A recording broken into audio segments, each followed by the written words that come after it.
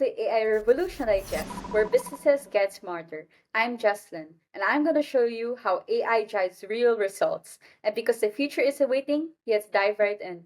Every time there's a new technology, there's always a debate. Does it really make us smarter or does it make us dumber? During my time, it was the cell phone, where my parents, especially my mom, would say, "Hey, don't play too much on your phone, it's gonna make you dumb." While I, as a young student that time, would argue, no, in fact, it's making us smarter.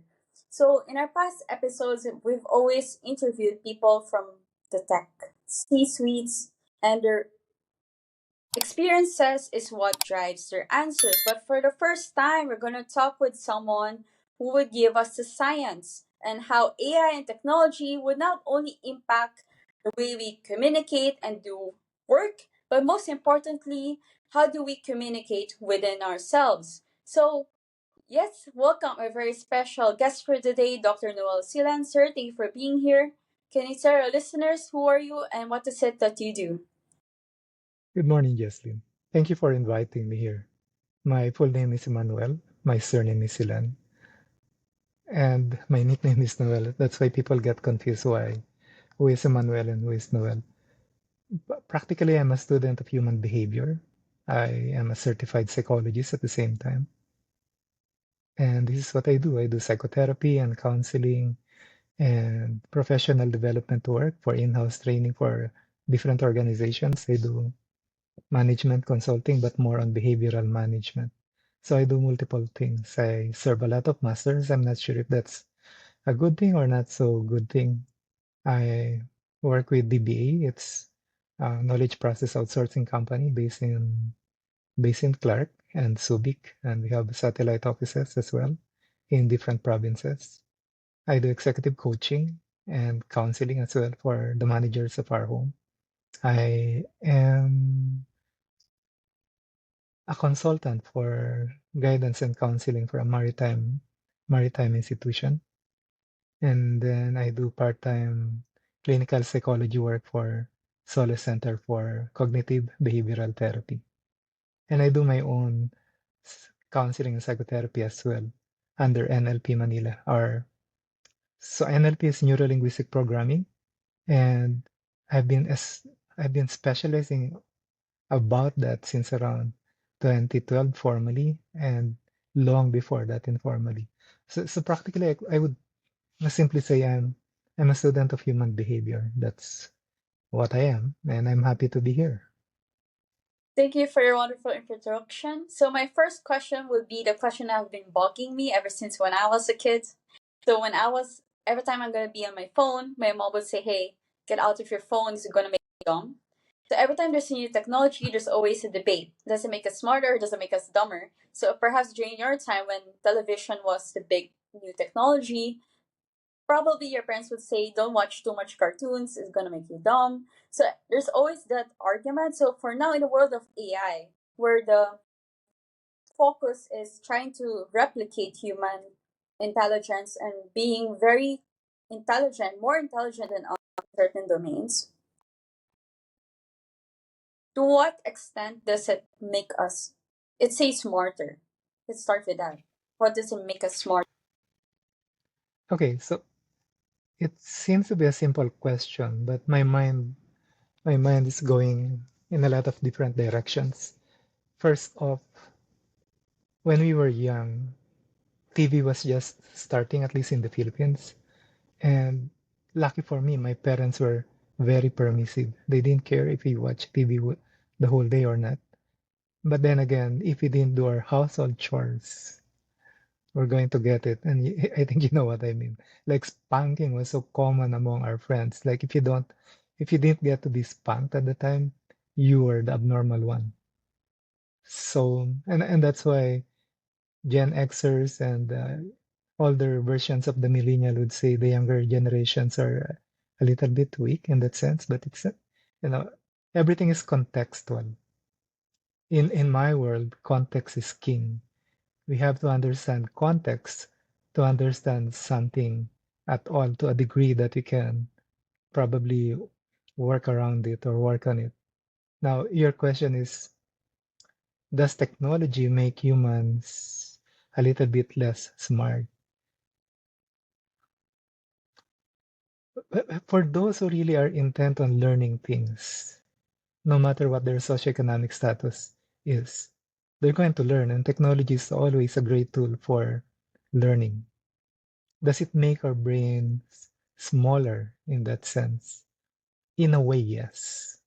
Because if you imagine us a long time ago, and religious beliefs aside, let's say the evolution of humans from proto-humans took around 5 million years. So just imagine that length of time, and you didn't have gadgets at all. So what were we left with?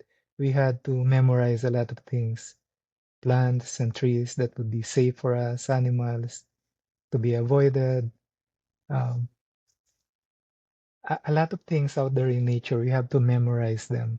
And the memorization will come in simple things like, is it safe for us to go through here or step on this particular path, and so on. So imagine the thousands of plants and vegetations that the early humans need to learn and understand whether that's safe for them or not. And I'm pretty sure a lot of them died because of trial and error. So they have to transfer knowledge, like what to do and what to avoid, and all those things in terms of survival from one generation to the other. There are a lot of there are a lot of suppositions why the human brain became larger. One of them was the access to meat, which has a lot of protein, and therefore the brain became bigger. Aside from that, the environmental pressure of survival. So, so long story short, we needed to memorize a lot of things. And as you mentioned earlier, before we started, the human brain is like muscle. You use it, it becomes bigger. You don't use it, it becomes smaller or probably shrink. Or for those who don't use it, it doesn't exactly atrophies or go into an atrophy because it's still functional even in a very unconscious way. But yes, I agree, and there seems to be scientific studies about that one, that the human brain is becoming smaller. But the caveat there is, it, it doesn't mean that the brain is smaller, that we are not as intelligent or more intelligent or maybe less intelligent than before. It's just what it is. So these are AI, particularly now, which is the hottest topic all around the world. Like, for example, the development of artificial general intelligence, which is much better than the computing power of everything else that went before that. Up to now, it's still a tool. So would that make us smarter? I would say yes, in some sense. Being smart has to be categorized according to what? If you talk about memorization, then definitely our elder generations were better than us in terms of memorization. It's simply because they had to do that to survive. Today, even simple multiplications for many kids all around the world, not just in the first world countries, but also in third world countries, they probably won't even be able to answer simple multiplications even at higher grades, simply because the technology is here. So in terms of memorization, we're not faring well, but in terms of other things, I probably would say we're learning much more than before. So it's a complex question, really. Yeah, I just want to touch down on that because I remember when the traditional way of teaching someone is to do root memorization. I give you 10 lists of things you need to memorize. Once you memorize every single thing perfectly, then you're a good student or you're a good employee. But now with AI who's there, who can give you the answers in a palm in the blink of a second, what should be the standard of education now? The standard of education has always been the same. If we have lived, let's say, 10,000 years ago, 75,000 years ago, and so on, the goal would be the same: survival. So its direction is geared towards us surviving in this world. So the standard would be the same. How would we be able to use AI and any other computational tools so that we could survive and thrive in this increasingly exponentially becoming high technology world. So it's a challenge because for more than so many decades now, there have been there has been a psychological divide coming from technological divide from those who have more of it as compared to those who have less access to it. So that's really going to create a big dilemma for humankind, so to speak. But then again, on a personal note, I would still bet on the human capability to adapt and be flexible because that's who we are. You put us anywhere else and we're going to survive. We will find ways and means to be able to survive. It's just a So I comparison of who has more or who has less. have a question because a while ago you said that the older generation, I wouldn't say older generations, but for the sake of the argument, in general, the all generations, or the generations at least before me, would say that we're the millennials, the Gen Zers, with all this technology, is making us mentally weak. So can you tell us more what that means? Mentally weak, emotionally weaker? Like how do they view us because of technology?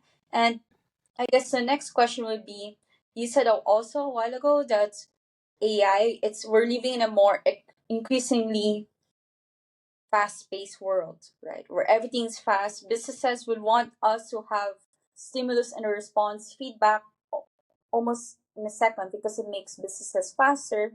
But I also want to know your point of view as a psychologist, where you need to give time for us to pause and to do reflections, right?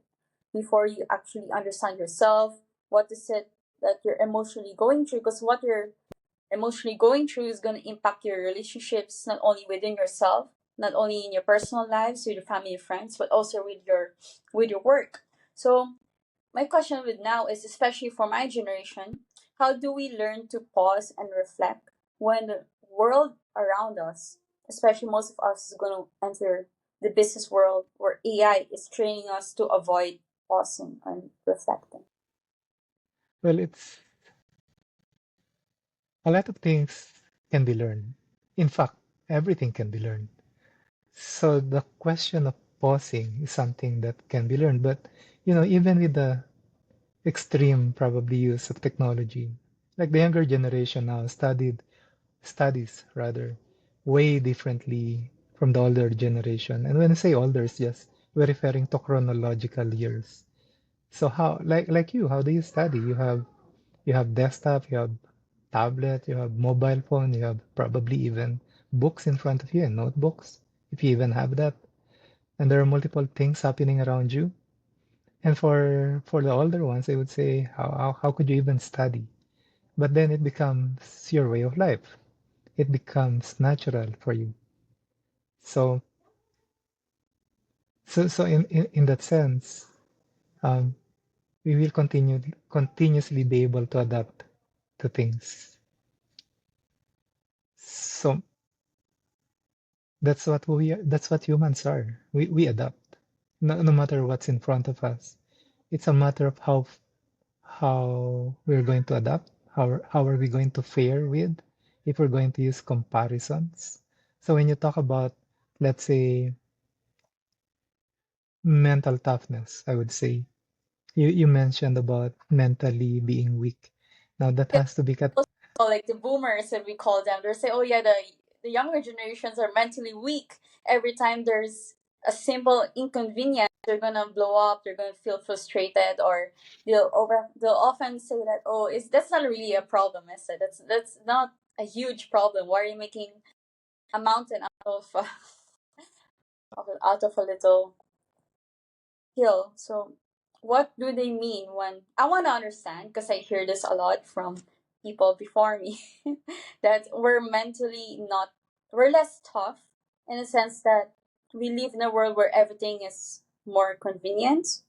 Okay, so to contextualize that, since the beginning of written history, the older generation have always complained about the behavior of the younger generation.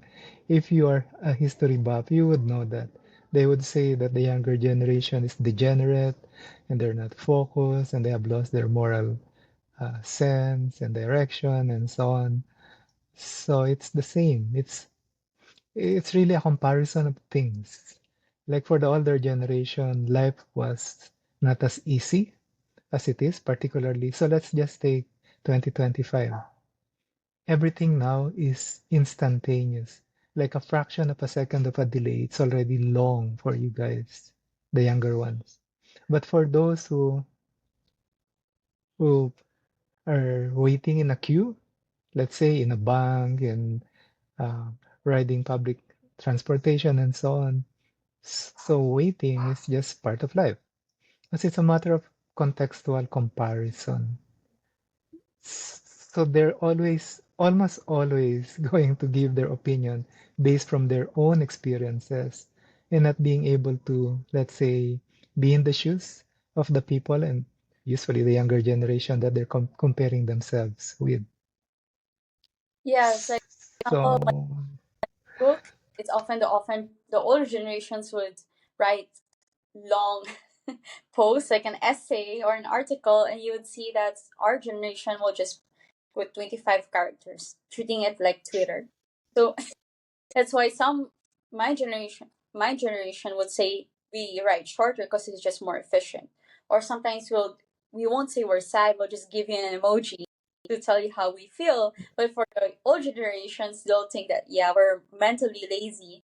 So anyway, you talk something very important when the different generations you have different points of views. So in the context of technology, old generations would say that we're less moral, we're losing our moral values, or you're it's not true. It's more of the standard of moral values are different, or how we uphold those moral values would be different. Or you're saying that, oh yeah, the old generations would think we're less tough. So in the context of work, there's a lot of generations. So there'll be the boomers, X, Y, and Z's, and perhaps 10 years from now we're going to have the Gen Alphas. So when you have multiple working in one company in a world where it changes super fast, if you're, let's say, a CEO and you're from the generation of the boomer or you're Gen X, how do you evaluate performance of Gen Z and Gen Y when your all right. bench and different, or how do you communicate that? So for example, you said mental toughness. There's this bias that people, the younger generations or people who's going to enter the workforce, were less mentally tough. So my question would be, from the boss's point of view, how do you evaluate, how do you change your benchmarks to make sure that you're capturing performance rather than perceived behavior? And for someone like me, or those who are going to enter the workforce, or just starting off their career, how do we communicate that despite our age, we are mentally tough? So those are two Yeah. different views. So can you share us more on how to Okay. do? So just so that I'm going to summarize what you said to see if I understood your question. Like how would the older generation, so let's say Xers now, and they're already on the retirement list. So you're working with the older versions of the millennial and then the younger version, and then you already have Gen Z at work. How would let's say performance evaluation be fair enough Mm-hmm. that it focuses more on the work that needs to be done Mm-hmm. as compared to, let's say, differences in behavior across generations? Yeah. Is that So did I get it right? right, because that's one of the biggest hurdles of people is what are the right KPIs. So every company would have a KPI and they'll have a description of how the KPI is going to look like in work. So different people and different experiences would Right. have different expectations of what those benchmarks are. So if you're, let's say, the head of HR or you're the boss, how do you adopt your benchmarks All now in right. the work, All especially right. when workers have a different way of working, like from you, and also from the point of view of the younger generations who starting their career or just entering, how do we come across as more mentally tough, especially when there's a bias that we're weaker on that aspect? Uh, All right. So before I answer that, Jocelyn, I'd like to capture one of the things that you mentioned. You mentioned communication via Twitter approach, which for me is, some older generation people are going to say that's lazy. For me, that's actually laser type because you get to communicate, to send your message using the least number of, let's say, texts or words that you can, given the limitation. So emojis and truncated or shortened form of writing is still communication. That's basically what communication is. However you send your communication, whether verbal or written or both or truncated, as long as the recipient understands it and you get to behave in a way that's expected by both of you, then that's practically a way of communicating with each other. Now, presently, it doesn't matter what I do organization development consulting as well. And I kept on telling the leaders, it doesn't matter what generation people belong to. You really have to understand what is it that you set yourself set yourselves out to do in the first place. Like what's your product, what's your strategy, what output do you expect from all people working in an organization? And that's why whether people like it or not, we still have to conform with what are you there for in the first place. So you have what we call job descriptions. What's your job description? Are the job descriptions that people in your organizations have at any given sector, any, let's say, hierarchy or levels of work, are they congruent with the outcome that the organization wants? So so that's how people are supposed to be evaluated. Have you done your work well according to your job descriptions? Or you mentioned key performance indicators. Personally, I'd like people to think of it as working backwards. What is it that you really are there to accomplish? What's your outcome? What's your biggest outcome? Then we work backward from there to the smallest details that will be along your tasks. So evaluation, the evaluation system has to consider first and foremost the, the ability of the person to perform in the context of his or her job description. And were they able to accomplish or, let's say, get the goals that they set for themselves per quarter, per annum, per 2 years, or and so on. On the other hand, at the same time, I would also encourage organization leaders to look for the attitude of the employee or the personnel or the staff or the associate or whatever you call the person working in an organization is. Because for me, it's not just the competence that needs to be there. There has to be a positive attitude as well. So positive attitude doesn't mean you ignore the problems. No, it's not. A person with a positive attitude, for me, is emotionally mature, which is all another thing. It's a what do they call that? It's a can of worms that needs to be investigated or be explore more. But practically, we defined in the company that I work with, we use simple definition. We call them operational definition. Like for example, we say emotional maturity at the workplace. We would say an emotionally mature person would be one, when you have problems at home, you can cry in your workplace, you can show your emotions, but you still have to be able to function and then do the work that you needed to do for that day. Secondly, you don't project your intense emotions on others. You don't make the lives of the people around you as miserable as you are. You could be miserable if you want, but if you still do the work, then you're emotionally mature. That's it. One and two. So that's how we understand emotional maturity, at least in the context of work. We say ability to reframe. It's like um, the cliche of half empty glass filled with water or half full. And I would say there are more ways to reframe things. Like at least there's glass, at least you could still see, at least there's water, at least the water is clear, at least you could drink the water, at least you could touch it and probably taste it. So it's not just half empty and half full. So that's the ability to reframe. We also classify under positive attitude solutions orientation. We will always have problems. As long as we're living here on earth, we will have problems. Like there's no way to go around that. The thing is, when you see a problem, do you also think about and offer solutions? So we're more solutions oriented.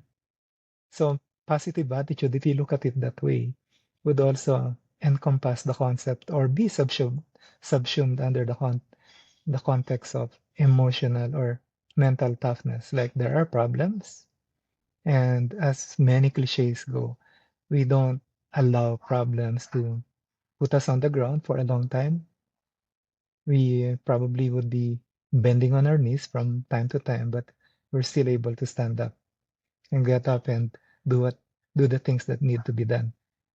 And that particular ability is not a particular domain of a particular generation. Anybody can do that. That can be taught, that can be caught as well. And in any organization, that has to be a part of their culture too. Like what type of organization allows people to fail and help them be able to recover it and do better afterwards? An organization that allows people to express their emotions without making them bad for it or feel bad about it and still be able to harness the emotions towards achieving the goals that they set for themselves. So if we talk about individual mental toughness, we have to talk about organizational mental toughness as well. And that will have to come in the form of organization culture building. And fortunately or unfortunately, it will always be predicated on the ability and the characters of their leaders. Without that, it's going to be a really difficult climb for, let's say, the middle management people or the employees to do what they think are the right things to do, and yet a leader or two or some of them are not supportive of that simply because their mindsets are not attuned or congruent to what is needed by the people in the organization and the organization itself in the context of the present day realities. So So my I question, hope I hope that made sense yeah. for it- you. So I guess my follow-up question would be, let's say, in the context of the Philippines, psychologically speaking, we're a very hierarchy culture, so it's very Yeah. top. So Yep. we've learned this culture. Let's say when you're in school, it's an organizational culture, right? You're in school, you're the student, and your boss will be the professor or the teacher who's going to decide how much I'm going to grade you. What's your performance like? So, Yeah. in the context of our culture, at least in Asia, we're very hierarchy, where we often wait for the boss to tell us what to do. Not, I'm just putting it in plain language. It's not always going to be like that. There's some sort of feedback, but the Right. exaggeration, it's very top down. I tell you what to do, and we also say this at home, where at least when I was younger, when you tell your parents what it is, sometimes they'll say, "Hey, you're talking back to me. Like stop Hmm. talking back. Respect respect my title as your parent. Like, you shouldn't talk back because it's." So sometimes we internalize this idea that if you were to have a different point of view or if you were to give feedback, we're going to be seen as someone who's talking back or we're going to Hmm. be seen as someone who's quite disrespectful. I'm not saying that's always been the case, but there's always that bias, right? So, and this is not a behavior we've learned in school. My question now would be in a world of AI where everything's moving so fast, you might be the boss, but the ones that knows the business on a day-to-day basis will be your frontliners. So there's going to be your junior employees who talk with your suppliers or customers on a daily Right. basis. So they know the problems and they would have very good ideas on how to make the organization more efficient. So when you have an organization, most probably a boss or CEO is going to come to you and say, "Hey, doc, I want to make my culture more innovative. How do I encourage employees to give their open feedback? And I don't want to make them feel as if they always need to satisfy me because my thinking might be very different because I'm on the top. I'm not down there who's working down the trenches. And so what? Because the thing is, culture is hard to change. Oh yeah, Organization that's true. hard to change, or any culture really. Like, I don't know, Filipinos 100 years ago are somehow we have the same Filipino values, or Americans 100 years ago are still Americans that we see today. So how do we change culture in a way that, especially in our context, that we're going to encourage more feedback from the younger generations, and this is going to be more important in the world that's ever changing. Okay, yeah, you're right that it's hard. It's difficult and yet doable to modify an organization culture, just like society's culture in the Philippines. You have your family, your clan, your barangay, your municipality, and the province, the region, and so on. So so then we choose our battles, so to speak. Now we go back to organizations. The reason why there's still that perception up to now is because of exactly what you said, because culture is difficult to change radically or progressively. So a lot of things are going to change, a lot of things remain the same. Up tangentially, I'm going to share with you one observation. Like your generation right now. So let's say, and I hope you don't mind if I say your generation because the age gap probably is very apparent. So I'd say you belong to the youngest version of the millennial or the eldest version of Gen Z at work, thereabouts.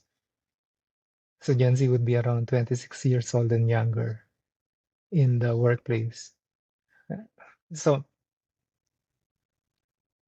So the work that I do is something like this. So I have individual conversations, coaching and counseling and psychotherapy, but more, let's say, in the organization development work that I do as well. So I talk every week to young people of different ages, like early 20s, mid 20s, late 20s, early 30s, mid 30s, even 40s. So it's like if you're 40 plus plus, that's not common now in many organizations. So practically a lot of organizations in the Philippines now are are occupied by people 35 years and younger. It's a majority of them. And I would ask them certain things like what are the values that you hold dear at home that you still expect to see at the workplace? So they would say respect, listening to each other, not cursing each other, and and so on. So teamwork, harmonious relationship, be able to work together harmoniously is one core expectations that employees and leaders have of each other. So these are what we call core values. And as you mentioned, part of them is obedience, unfortunately. Like we are so ingrained to obey and not to question the instructions or the command, or at least not question it at first, and then just do it and then maybe question it later. So that's still ingrained with us. And as you mentioned, the hierarchical system, we call that power index. Like East Asian and Asian countries, Southeast Asian countries where we are at, the power index is still high. So, but then again, the core values remain the same. Like what you mentioned, the values of Filipinos 100 years ago are still the values that Filipinos up to now, regardless of socioeconomic status, mostly but I would suppose it's the set of values of, let's say, middle class to lower middle class. They're going to adhere to the same core set of values. The upper middle class, because of the opportunities given to them and being able to see the world maybe in a more global way, would adopt different set of values, but some of them are still going to be the same. And why are they the same? Like, one of the things that really gave me an aha moment a decade back or so was, I asked them, how many of you, so let's say I conduct an online workshop. So there would be around 25, 30, 35, maybe 50 people at any given time. And I would ask them, how many of you were spunked when you were growing up? And they were young people as you. And I was surprised then that they were still spanked by their parents here in the Philippines. Like, it's common for them, whether they live in the provinces or they live in Metro Manila. And I had to wonder, for a time, I wondered why that was so. And then I realized because their parents grew in the family system that upheld the same traditional beliefs. So it's tradition upon tradition upon tradition across generation within family system, which is the strongest system in the world. So how crazy is that, or how wonderful is that in the same vein? Like, I do psychotherapy. I have CEOs and executives as my clients, and they still have psycho-emotional baggages that came from their early childhood years. So they are grown-up adults, men and women, top of the hip, so to speak. And the early childhood influences still grabs them in their mind and in their heart up to now. So it's it's the continuous experiences of traditional, let's say, values that we experience that are still present up to now. Mhm. So then, as you mentioned, how would we then change the organization culture where it's going to be, so let's say in the present decade, in the 21st century. So we have 25 years now of the 21st century. We kept on talking about agility, being agile, being adaptable, and so on.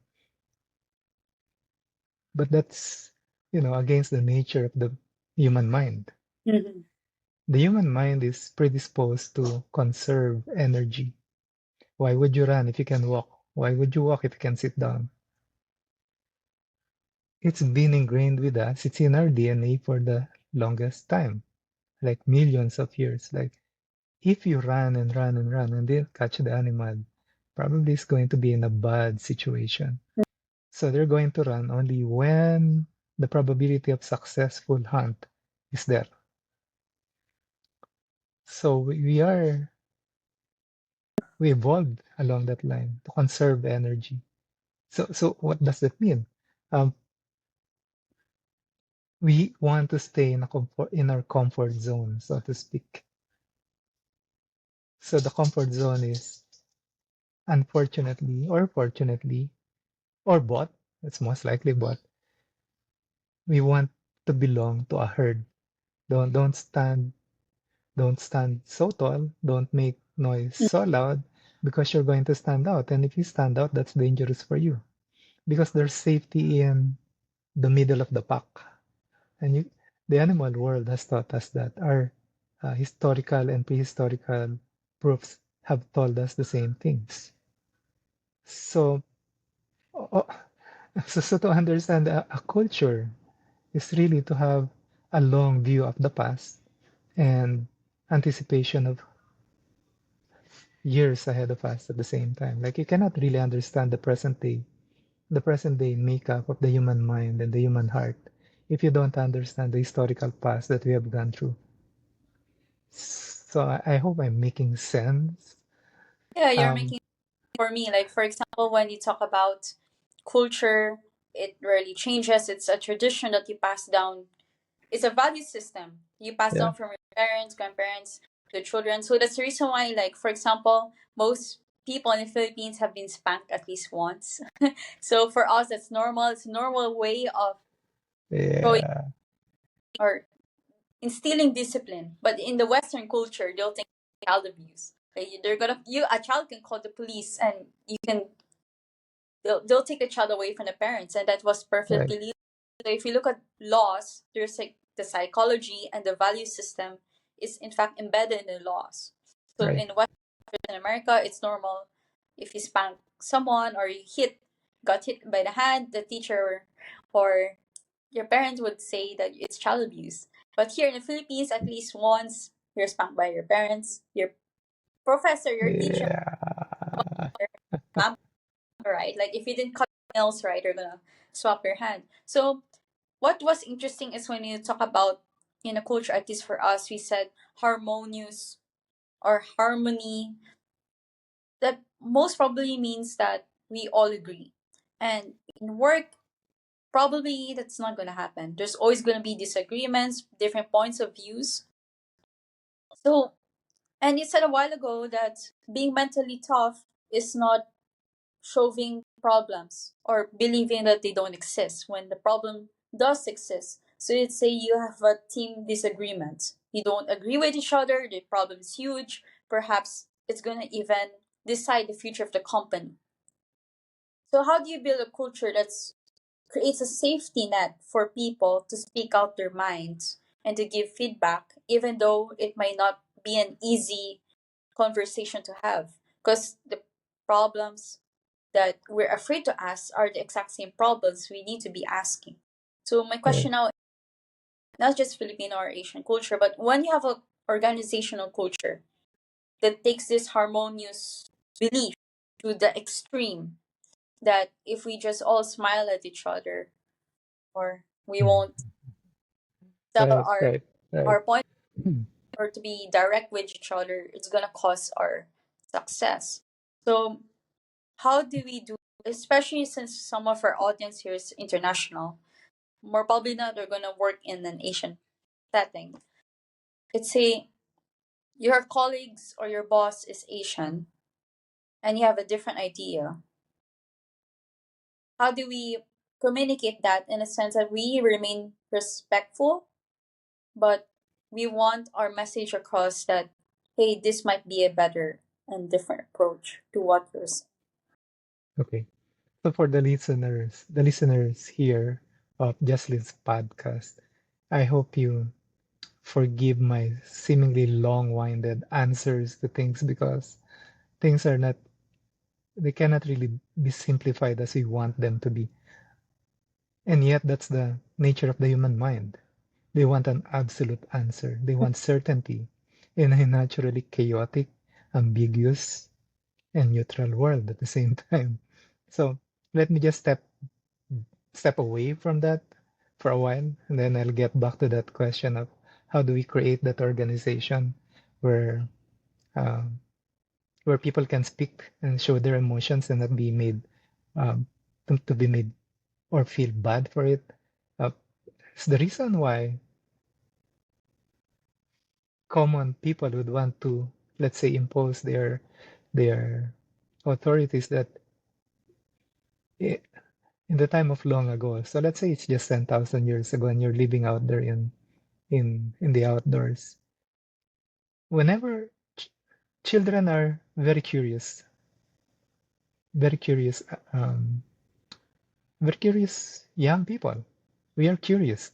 Children are curious. For one, they didn't have life experiences to compare things with, so they're just going to do what what catches their attention or what caught their attention. So imagine if you're living in a tribe and you're out there in the open, in the woodlands, in the grasslands, in the forest, near the sea, and so on. And the kids just did what they they got curious in doing. It's going to be dangerous for them.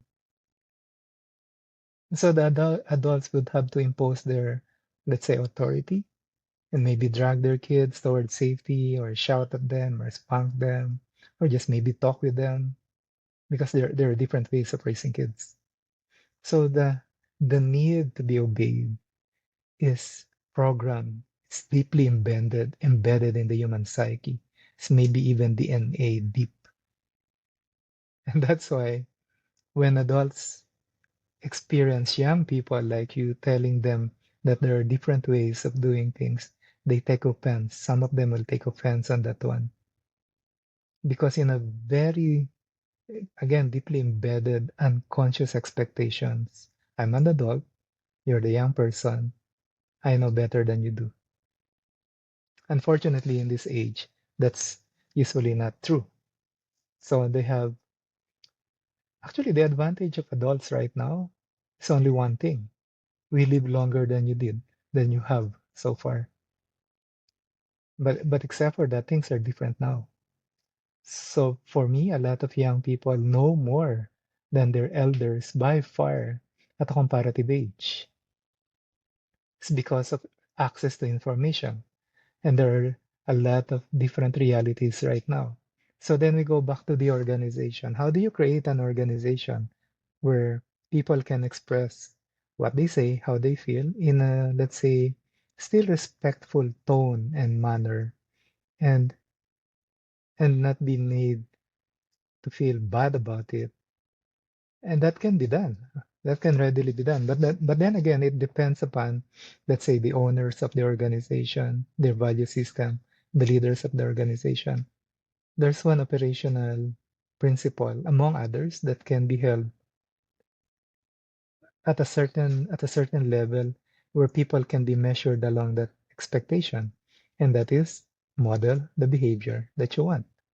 Mm-hmm. So then we talk with the leaders and ask them, well, why don't you ask each other among the leaders and the key personnel, the key employees that you have, what are your expectations of each other? How do you want to treat each other? How do you want to resolve conflict? How do you want to work towards achieving the goals that you set for yourselves? So it has to be, and I probably would get flack because of this, but it has to be led by influential leaders in the organization, and particularly by those who occupy the highest positions in the organization. Because everything is political, there's no personal. Everything is political. There's no, in the Philippines, we say it's only work, it's not personal. No, everything is personal. Work is personal. Mm-hmm. It's an expression of who we are. And, and, and that's a difficulty for many people because when you get feedback about the work that needs to be improved, they they feel slighted, they take offense because again, work is an expression of who we are. And it's no wonder because if you think about it, at least in the Philippines, the mythology is that you work longer, you're going to be seen as a better team player, hardworking person, but it's not exactly true. We have to shape that particular mindset. So I'm still going to go back to how do you create a culture like that? And there are already a lot of um, a lot of examples along that line. And I would still emphasize the importance of developing or hiring or training the leaders to adopt the appropriate mindset Mm-hmm. where people can express emotions and complain, hopefully complain with accompanying solutions, and they're not going to be seen as disobedient or something worse because of it. So that has to be in the company culture or organization culture. Like simply put, it's how we do things around here need to be defined, ideally. You cannot define it to the minutest detail, but you can define the general framework. I would call those things operational principles, how we work together, and so on, as I mentioned. And that can be done, can be done. It's really going to depend on the set of leadership that the organizations have. And along that line, you have to look at the value system of the owners as well.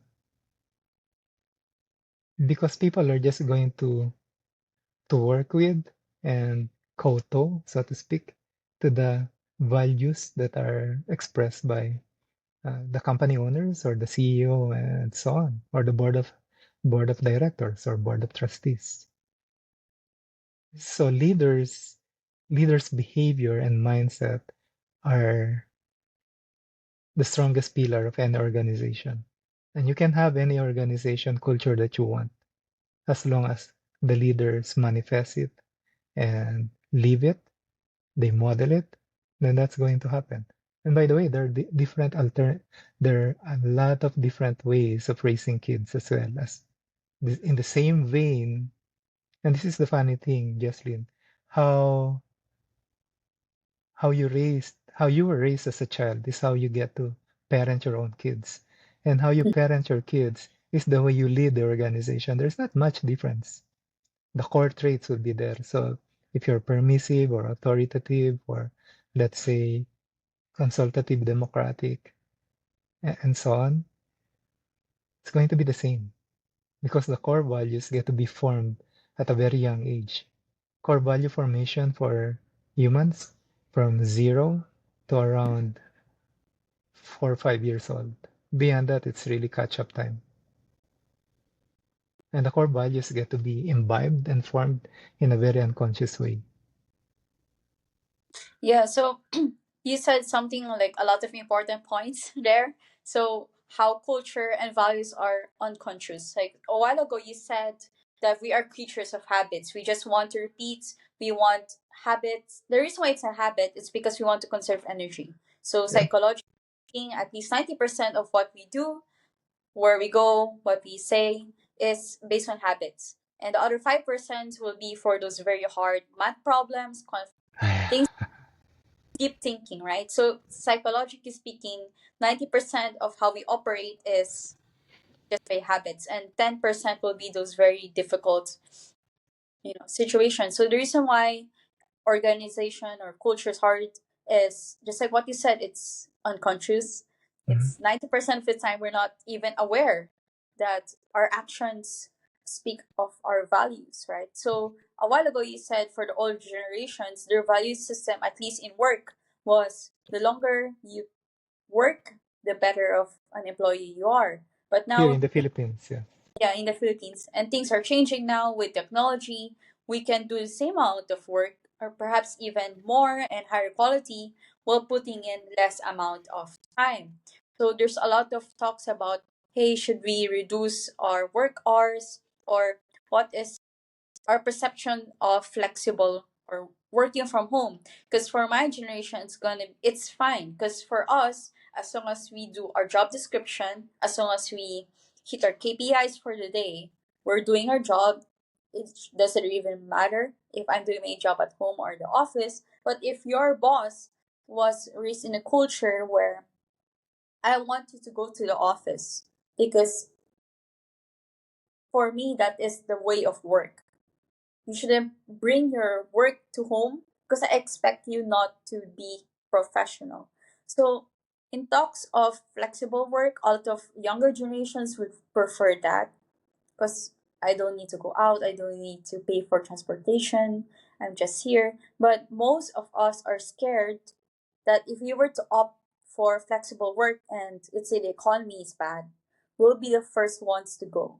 Because for the boss's perception is, hey, if I see you in work every day, you're a better employee. If something goes wrong, I would want you to stay. So there's different perceptions of how we should work in the first place. Even though we're hitting the same KPIs, even though we're doing our job description, it's how we give out our results, or in this case where we give out our results, there is a difference. So how do you deal with that as an organization? Because it's hard to disagree for to younger generations to say that, hey, we already have Zoom, we already have Google Meet, we have emails, or we have Viber. I don't need to go there face to face to tell you or to communicate, or I can Yeah. even call you on the phone or FaceTime you. Right. So how do you deal with that?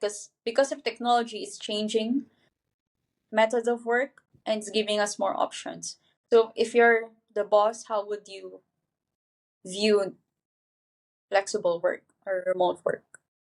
If I were the boss or one of the, let's say, senior leaders in an organization, it I have to look at the things that I believe in so strongly. So these are what we call the mindsets that we have.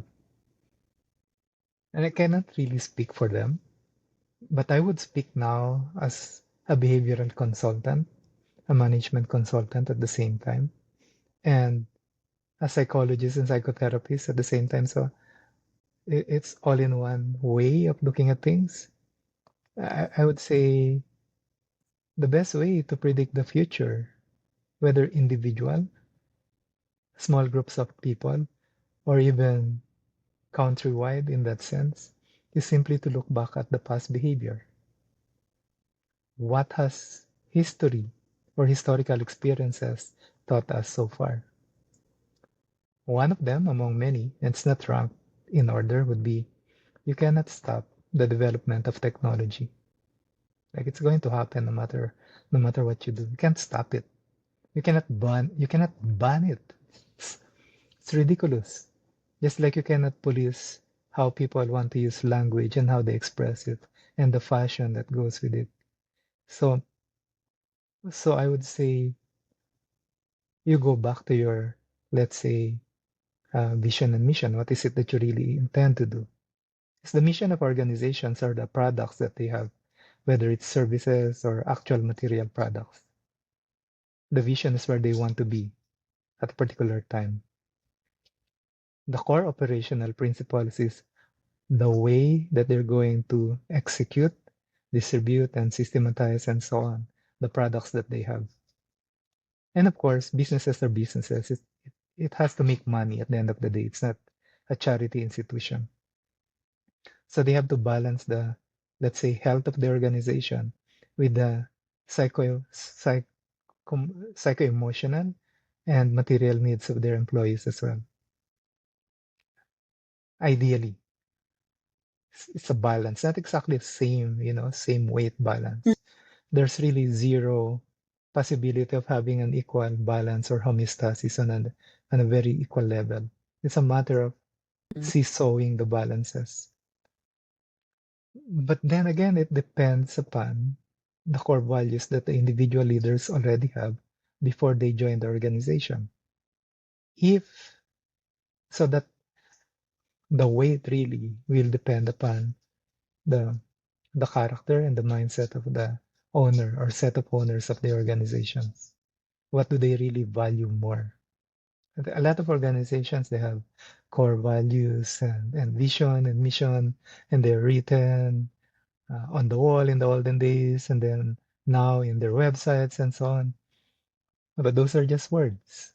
How do Mm-hmm. people how do people really function in that organization? And you would see it, attrition rate or um, the long stay of the people in an organization, the ability to survive, let's say, crisis moments like the COVID and the ensuing global lockdown, and so on.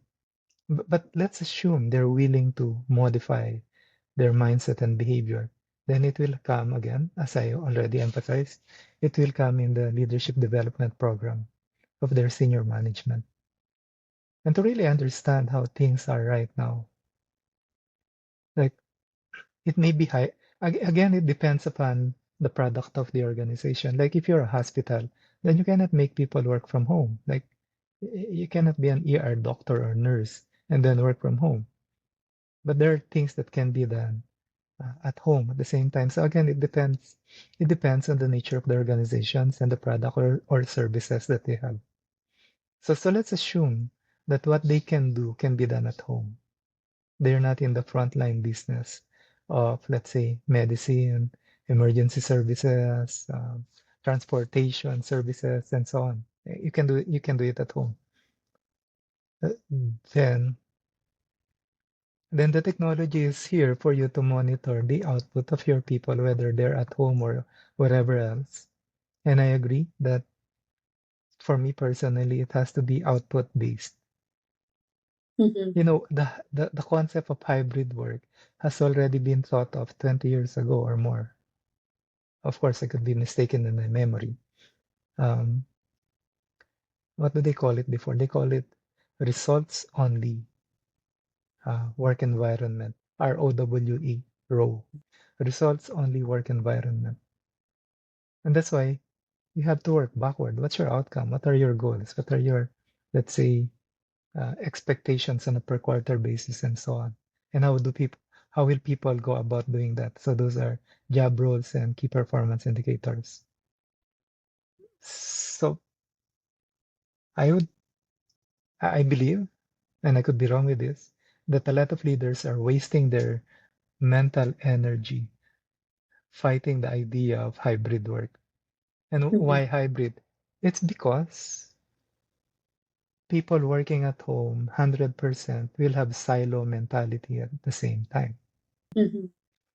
There is an innate need of human to be with other humans on a face-to-face engagement. So maybe a few days at work would do just for them to socialize and have to to to foster a strong bonding moments with their co-collaborators or their colleagues. Otherwise, it's just going to be individual work as well. So the way to go in the future really is along that lines, hybrid work. Again, assuming that their products can be done at home, that the work can really be done at home. And socialization still needs to be there because that's an innate human need. In fact, personally, I think given the exponential development of AI, they're now gunning for um, artificial general intelligence premise on cybernetics. AI is just a part of cybernetics. It's a complex system, different complex systems working together to create a bigger complex whole. And AI is just a part of it. In Yes, the thank near in the near future, in terms of education, Jocelyn, I see it as a 1:1 education. you. Like you having your own AI companion in whatever course you want to learn. And I think that's highly doable. So a lot of educational institutions are going to have a headache how to go about it, but that's coming our way. It's not sci-fi. It used to be sci-fi, but now it's reality. For the Philippines, it's going to be a challenge, but it's still going to be the same.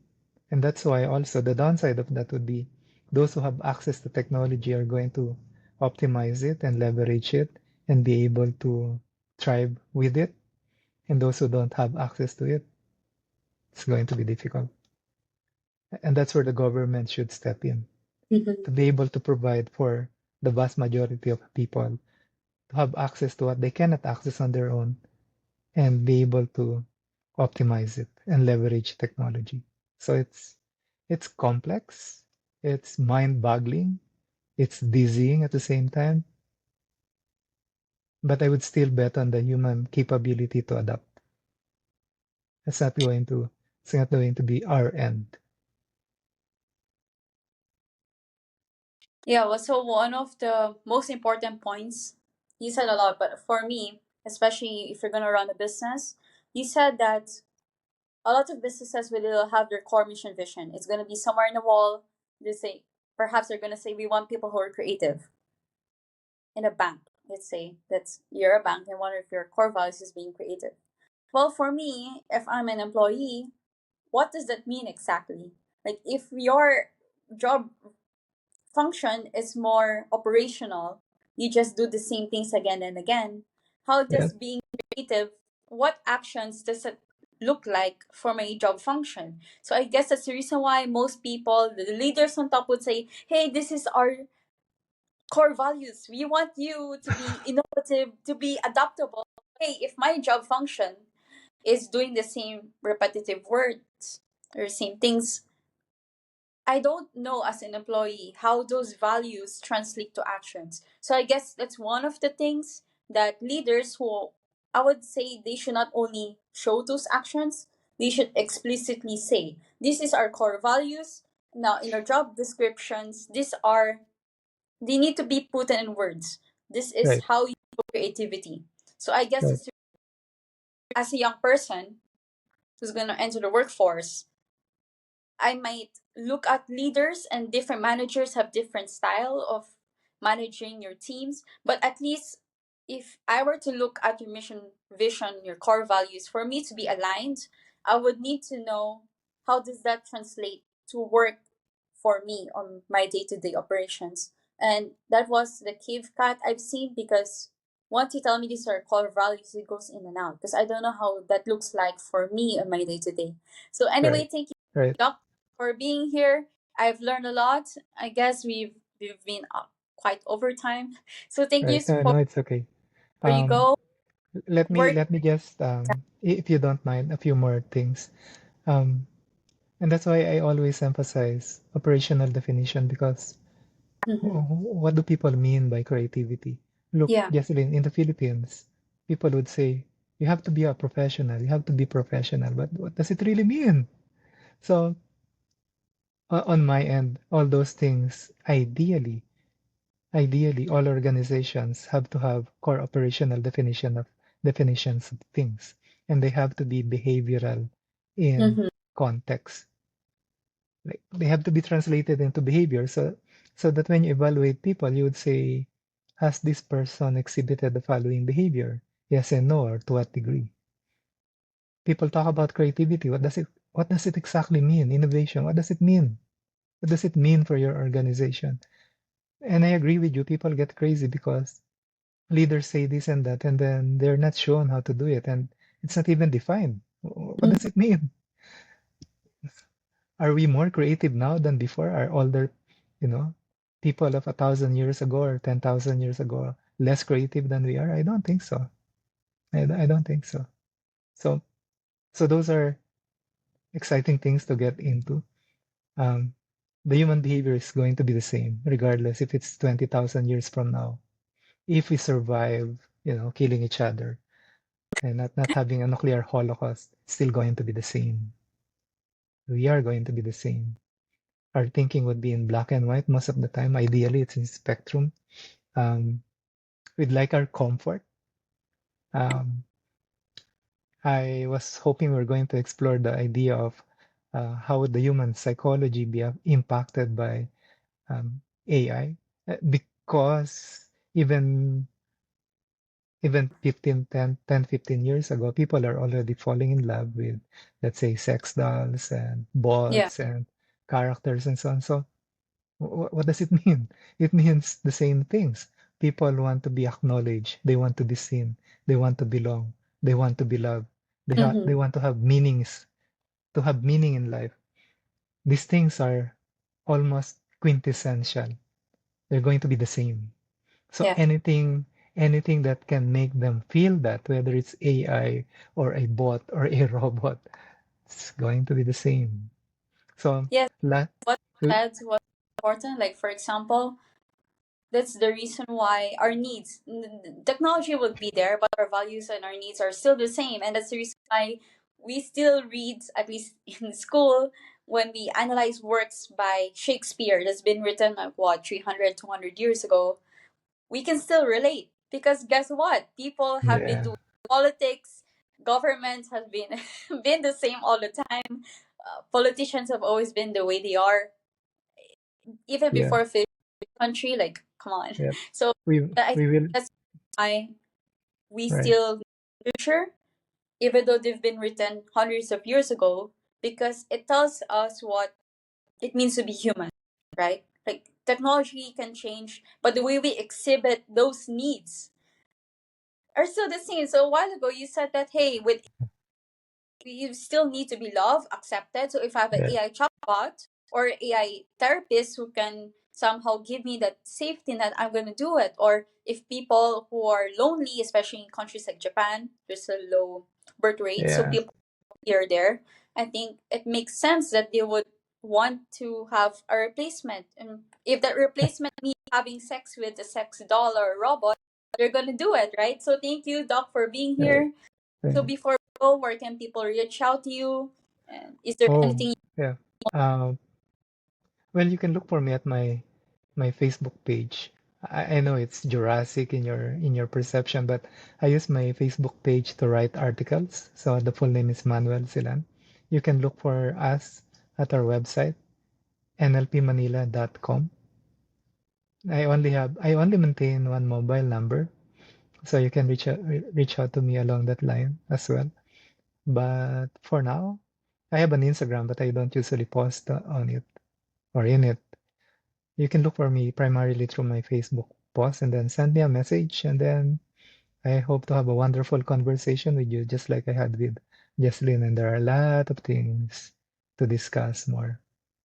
So unlike others, I'm excited to move forward with technology in in our presence. And yet there are a lot of challenges, and I would still say the same. I still will bet in the nobility of the human mind. We have that.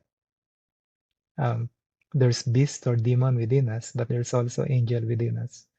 So I hope the latter one would be the one that's going to be expressed by more people in this world now and in the future.